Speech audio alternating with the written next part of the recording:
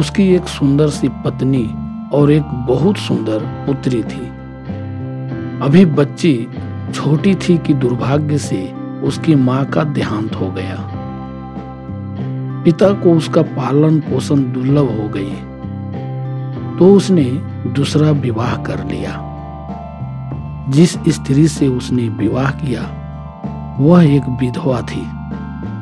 पहले पति से उसकी भी 2 पुत्रियां थी। उस आदमी की पहली पत्नी सुंदर होने के साथ बहुत कोमल स्वभाव की थी और सदा मीठे वचन बोला करती थी। उसकी पुत्री का भी स्वभाव अपनी माता जैसा ही था। वह भी नम्रता से बोलती और सबके साथ अच्छा व्यवहार करती। परंतु अब जो नई पत्नी आई उसका स्वभाव उतना ही कड़वा था जितनी वह घमंडी और आलसी थी। न उसे किसी से बात करने की तमीज थी और न वह घर का कुछ काम काज करती। बस दिन भर गप्पे हाँकती और खाने कपड़ों की बातें करती। शक्ल सूरत भी उसकी साधारण थी, पर मां होने का मिजाज बहुत था। ऐसी अवस्था में बेचारी बिना माता की छोटी पुत्री पर मानो पहाड़ टूट पड़ा। सौतेली माँ उसे हर समय काम में लगाए रखती और ऊपर से खुद डांटती फटकारती। न खाने को अच्छा खाना देती, न पहनने को ढंग से वस्त्र। काम काज समाप्त होने के बाद भी उससे रसोई की चिमनी साफ कराती। कोयले की कोठरी में घुसाकर कोयले तुड़वाती और इसी प्रकार और भी तंग करती। फटे हाल आधा पेट खाए कालिक से पुती जब वह बेचारी सामने आती तो सौतेली माँ और सौतेली बहनें क्रूरता से हंसकर कहा करती, देखो तो कल्लो को, कितनी सुस्त और कुरूप है यह। और हंस पड़ती। वह बेचारे सब सहन कर लेती और करती भी क्या। वे सब उसे कल्लो ही कहकर पुकारती। उसका यही नाम पड़ गया था।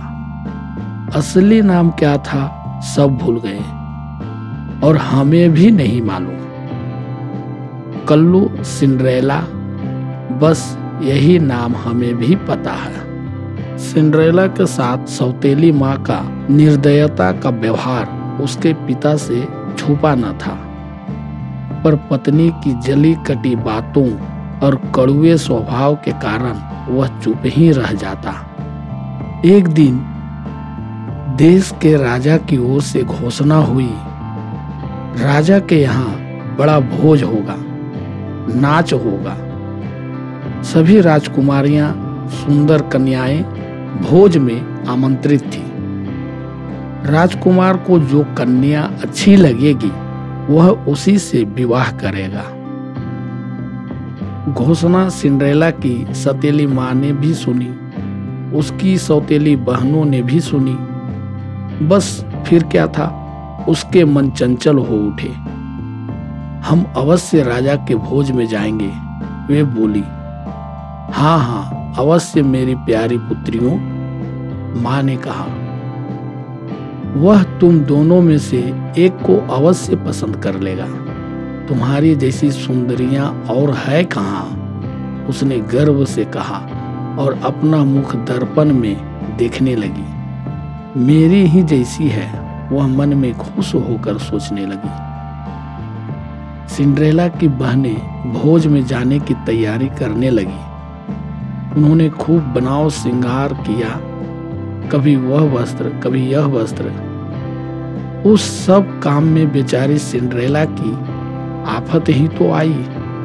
कभी उनकी पेटियां कसती और उनके बाल संवारती। इस पर भी माँ बराबर डांटे जा रही थी।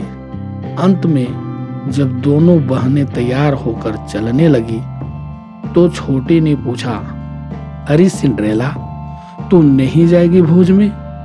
माँ और बड़ी बहन इस बात पर हंस पड़ी। यह कल्लूटी यह किस मुंह से जाएगी भोज में? माँ ने कहा।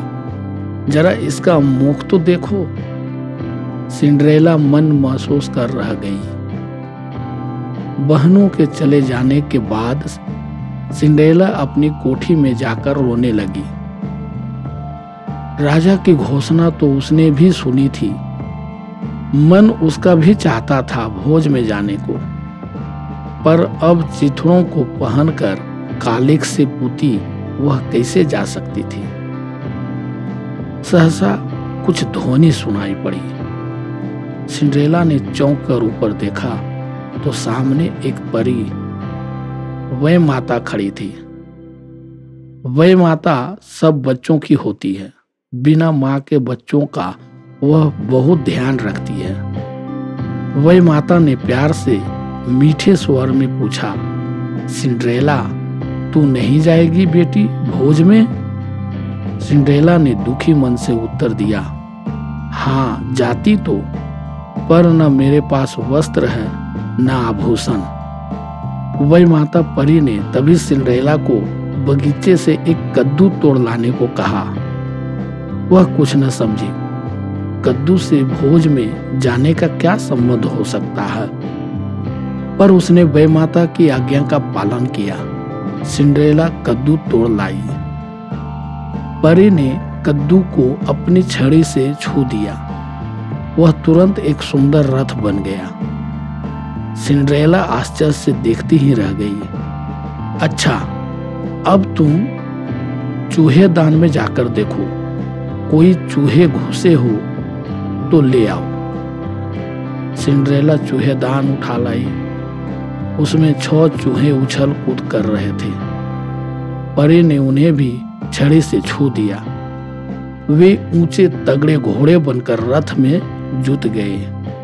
वह माता बोली, देखो घूसे वाले जाल में कोई घूस है? सिंड्रेला जाल उठा लाई।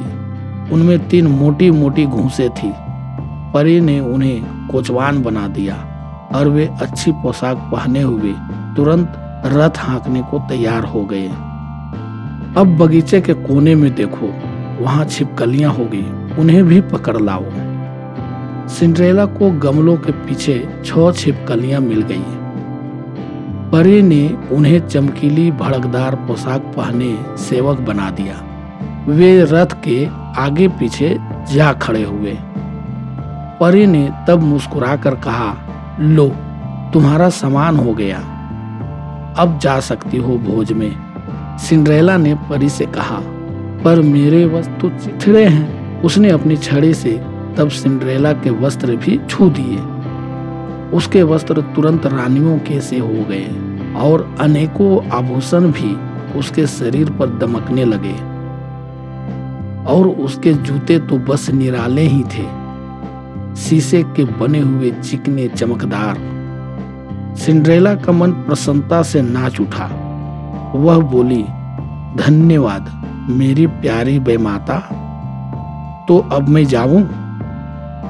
परी ने मुस्कुराकर उसे भोज में जाने की अनुमति दी, पर साथ ही सावधान कर दिया, देखो आधी रात से पहले ही यहाँ पहुंच जाना है, वरना पछताना पड़ेगा। चुस्त घोड़ों वाले सुंदर रथ में सवार भड़कीली पोशाक वाले कोचवानों और सेवकों से घिरी जब सिंड्रेला राजद्वार पहुंची तो सब उसका स्वागत करने दौड़े। ऐसी सुंदर और गर्वीली सवारी अभी तक किसी की न आई थी। फिर उसमें से जो भी सुंदरी उतरी उसे सब अवाक देखते रह गए। राजकुमारी और बड़े घरानों की सभी स्त्रियों को तो मानो काठ मार गया। सिंड्रेला के सामने सबके रूप और वस्त्रों की चमक दमक बिल्कुल फीकी पड़ गई। राजकुमार ने स्वयं जाकर सिंड्रेला का अभिनंदन किया और अपनी ही मेज पर ला बिठाया। उसकी सुंदरता को देखकर वह खाना पीना भी भूल गया, बस बैठा उसे देखता रहा और भोजन उसी के आगे सरकाता रहा। सिंड्रेला की सौतेली बहनें भी वहां बैठी थी। वे भी औरों के समान कानाफूसी में लगी थी।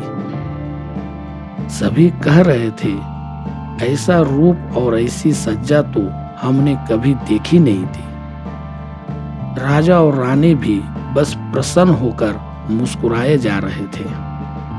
सिंड्रेला को जो अच्छी वस्तु राजकुमार देता वह अपनी बहनों को देती, कभी संतरा, कभी सेब, कभी कुछ और। वे दोनों सुंदर राजकुमारी की नम्रता और अच्छे व्यवहार पर मुग्ध हो गई, पर यह न जान सकी कि वह बेचारी कलूटी सिंड्रेला ही है। नाच शुरू हुआ। राजकुमार ने हर बार नाचने के लिए सिंड्रेला को ही चुना। समय बढ़ता जा रहा था। राजकुमार खुश था, राजा रानी प्रसन्न थे। मेहमान नाचती जोड़ों को देखे जा रहे थे, पर सिंड्रेला को चिंता हो चली। 11 बजने लगे थे। वह जाने को उतावली होने लगी। जैसे ही नाच समाप्त हुआ, सिंड्रेला चुपचाप वहां से उठकर बाहर आ गई और तुरंत घर की ओर चल पड़ी। जैसे ही वह घर पहुंची, आधी रात का घंटा बजा। उसके साथ ही सब कुछ पहले जैसा हो गया। न रथ, न घोड़े, न सेवक, न कुछ और। उसके फटे पुराने वस्त्र ही उसके शरीर पर आ गए। वह भागकर अपनी कोठरी में जा पड़ी। इसी समय सिंड्रेला की बहनें भी भोज से लौट आई। उन्होंने आते ही उसे पुकारना शुरू कर दिया, हमारे जूते उतारो, वस्त्र खोलो, यह संभालो, वह रखो। वे चिल्लाने लगी। सिंड्रेला अनजान सी बनी, आंखें मलती जैसे वह सोकर उठी हो, भीतर आई और बहनों की सेवा करने लगी। अरे तू देखती, वहां की रौनक तो देखती ही रह जाती, उन्होंने सिंड्रेला से कहा। और वह राजकुमारी, उफ, कितनी सुंदर थी वह, और कितनी भली भी तो थी। हमें उसने अच्छे अच्छे फल और भोजन अपने हाथ से दिए।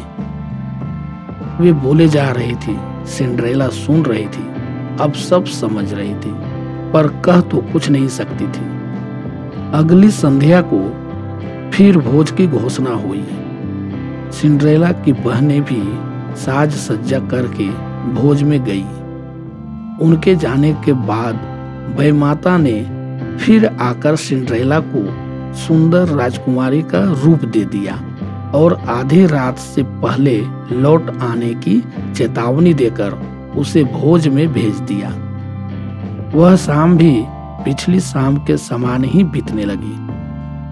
खूब खाना पीना और नित्य गान हुआ, परंतु आज राजकुमार छाया के समान सिंड्रेला के साथ लगा रहा और उसे अकेला छोड़ता ही न था। सिंड्रेला भी भोज के आनंद में कुछ खो गई। उसे समय का ध्यान न रहा। अचानक सिंड्रेला की दृष्टि घंटे पर पड़ गई। बस रात के 12 बजने ही वाले थे। वह घबराकर भोज के भवन से भाग निकली। राजकुमार ठहरो ठहरो चिल्लाता उसके पीछे दौड़ा, पर वह कब रुकने वाली थी। शीघ्रता से सीढ़ियां फांदती हुई बाहर चली गई और रथ में जा बैठी। रथ तेजी से उड़ चला। राजकुमार दुखी मन से पीछे लौटा। उसने देखा शीशे का एक छोटा सा सुंदर जूता सीढ़ियों पर पड़ा है। यह उसी सुंदरी का है, राजकुमार बोला और जूता उठाकर रख लिया। राजा ने भोज में राजकुमार के साथ नाचने वाली सुंदरी की सब ओर खोज कराई, पर कुछ पता न चला। तब एक नई घोषणा राज्य में की गई। शीशे का जूता जिस भी लड़के के पांव में ठीक आ जाएगा, वही राजकुमार की वधू बनेगी। राजकुमार स्वयं वह शीशे का जूता लेकर निकल पड़ा। अनेकों लड़कियों ने अपने पांव उसे दिखाकर जूता पहनाने को कहा, पर किसी के आता ही न था। राजकुमार ढूंढते हुए सिंड्रेला के पिता के घर भी पहुंचा। दोनों बहनें दौड़कर बाहर आई। हमें अवश्य आएगा नया जूता, वे कहने लगी, पर वह उन्हें भी न आया। सिंड्रेला मैले कुचैले वस्त्र पहने कालिख में सनी खड़ी वह सब कुछ देख रही थी। जब उसकी बहनों के वह जूता न आया तो वह धीरे से बोली, देखना, हो सकता है मेरे पैर में आ जाएगा। सिंड्रेला की बात पर उसकी सौतेली माँ क्रोध से उबल पड़ी। बहनें हंसने लगी, पर राजकुमार ने उसकी ओर ध्यान से देखा। उसे लगा वह लड़की सुंदर और सुशील है। हाँ हाँ, लो तुम भी देखो, वह बोला और जूता सिंड्रेला की ओर बढ़ा दिया। सिंड्रेला ने शीशे का जूता अपने पांव में डाला। वह ऐसा ठीक उसे आ गया जैसे बनाया ही उसके लिए ही गया हो। सब चकित रह गए। सौतेली माँ ईर्ष्या से पागल ही हो उठी, पर अब क्या कर सकती थी। सिंड्रेला का राजकुमार से विवाह हो गया। वह कुछ दिनों बाद देश की रानी भी बन गई। धन्यवाद।